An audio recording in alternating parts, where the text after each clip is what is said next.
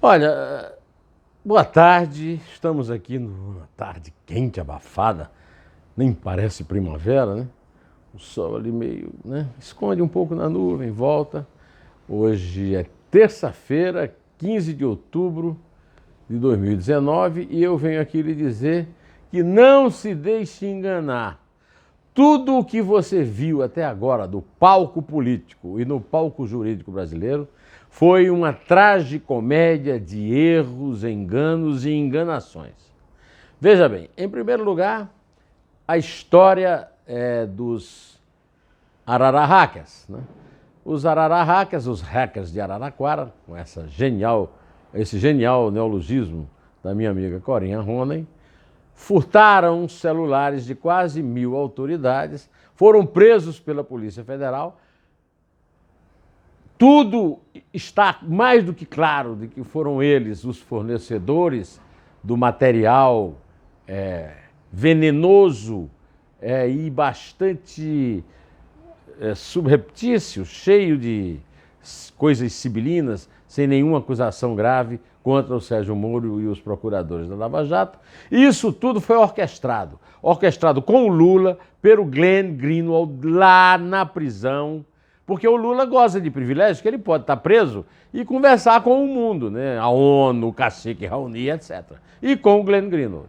Pois bem, dentro dessa conversa do Glenn Greenwald estão inseridos os ministros do Supremo que trabalham para soltar o Lula. Mas não é soltar o Lula, é nunca mais prender o Lula. Então, essa farsa, essa mentira dessas mensagens que nunca foram periciadas e que estão sendo levadas em consideração pelo Gilmar Mendes, não é? Pelo Dias Toffoli, pelo Alexandre de Moraes e pelo Augusto Aras, que o Bolsonaro pôs na Procuradoria-Geral da República. Esse pessoal que está aí perseguindo o Dallagnol, que está perseguindo o Moro, persegue baseado em fake news. Provas ilícitas, roubadas do telefone de autoridades. E isso faz parte de uma orquestração da qual o Supremo é peça importantíssima. O que é que acontece? O que acontece é que eles vão votar, depois de amanhã, quinta-feira, 17, a possibilidade de acabar com uma jurisprudência do próprio Supremo, que tem apenas 3 anos, que foi resolvida em 3 sessões, que autoriza o juiz a pôr na cadeia quem foi condenado na primeira votação colegiada para a sentença dele, que é a da segunda instância, acabar com isso. E aí, aqueles 2 processos, um já julgado, condenação, outro já condenado em primeira instância, indo para a segunda, e mais 6 abertos, nunca terão o tempo necessário para alcançar o chamado trânsito em julgado que eles querem para o Lula. Quando eles ainda não tinham essa orquestração toda, isso tudo foi montado, está na cara que foi montado, tem todas as datas e você pega as datas e vê o dia que o Glenn Greenwald foi para a cadeia, conversar com o Lula, o dia que a Mônica Bergamo e o Florestan Fernandes entrevistaram o Lula, etc. No meio dessa orquestração, agora já se sabe uma coisa, o Lula não aceitou a data corrente da justiça que já lhe dava o direito de recorrer, aliás, de progredir de pena, da pena do regime fechado, que teoricamente ele está, porque na prática não está, né? Basta ver o número de pessoas que ele recebe, para o semiaberto, não tem prisão no Brasil, para o aberto, para dormir em casa. O Lula não quis por quê? Porque ele quer ficar na cadeia? O Lula livre não vale mais, agora é o Lula preso? Conversa.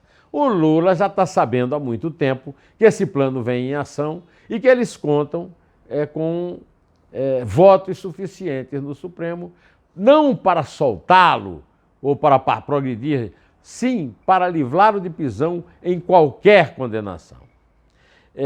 Isto é um absurdo, mas é o Brasil. O Brasil é um país surrealista, que é o seguinte: o Supremo foi bolado pelo Rui Barbosa para ser poder moderador.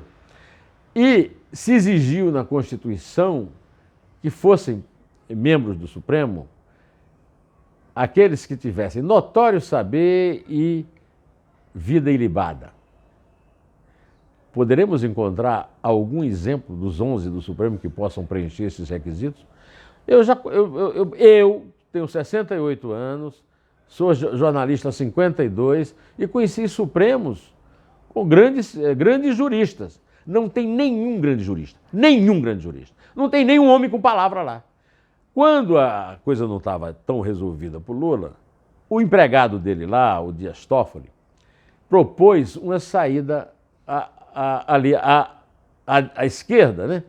Que era passar da segunda instância para a terceira. Era um absurdo, porque não há nenhum país do mundo em que um preso, em que um condenado em primeira instância não vá para a cadeia. Só no Brasil. Porque no Brasil, hoje nós temos um Supremo composto exclusivamente por chefões das organizações criminosas partidárias já descobertas, já reveladas, já investigadas, com seus chefões condenados, inclusive o Lula, mas que construíram toda essa farsa que você está assistindo agora. O professor Modesto Carvalhosa está em Nova York, mas ele mandou para mim um texto sobre outro assunto absurdo desse Supremo ruim, em que são 11 Supremos, todos pensam. Eu escrevi um artigo que está no meu blog do Neumann no Estadão e no meu site www.neumann.com, Estação Neumann, dizendo exatamente isso. Os Supremos são 11 poderes legislativos, cada um deles é 1/10 do poder. Eles não funcionam como colegiado, como o Rui Barbosa queria. E também são agora autores de um crime terrível. Já ouviu falar em apartheid? É isso aí. Há um apartheid social no Brasil que o doutor Modesto Carvalhosa me escreveu denunciando. Hoje, aliás, amanhã, dia 16 de outubro de 2019, o STF vai começar um falso teatro de discussões a respeito da revogação da prisão após condenação em segunda instância. O que esses impostores da alta magistratura vão debater em ridículos votos de várias horas cada um é como manter presos os criminosos pobres e pretos, que somam 190 mil e que teriam, pela isonomia, pela igualdade de todos perante a lei, o mesmo direito que o Lula tem, porque eles estão lá presos porque foram condenados em segunda instância. Somam 190 mil brasileiros e que por isso não podem se beneficiar de maneira alguma da soltura que será reservada apenas aos nossos corruptos privilegiados. É isso aí, eu concordo em gênero, número e grau com o que o professor Modesto escreveu aqui para mim. O argumento que os ministros garantistas vão utilizar é que os atuais 190 mil presos negros e pobres praticaram crimes violentos, ao passo que os corruptos são ricos, brancos, educados e nunca usaram a violência para roubarem do povo brasileiro centenas de bilhões de reais, de dólares, né? Ocorre que a corrupção é mais do que um crime violento, é um crime contra a humanidade, ao destruir a vida de milhões de pessoas por falta de assistência, de segurança pública, de escolas. E também mata todos os dias pessoas desassistidas na porta dos hospitais e vítimas das diversas formas de abandono e de violência que a corrupção ocasiona. A corrupção gera violência, inclusive a violência do desemprego. Todo dia que eu saio aqui na rua com a Isabel, eu cruzo na calçada com brasileiros famintos, pobres, mal vestidos, dormindo na calçada, na beira dos muros.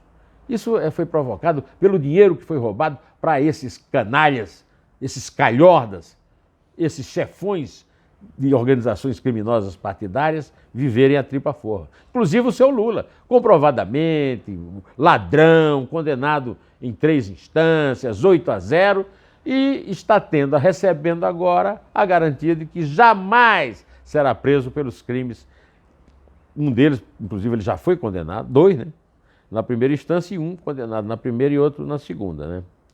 É só esse apartheid que o nosso STF vai resolver nos próximos dias.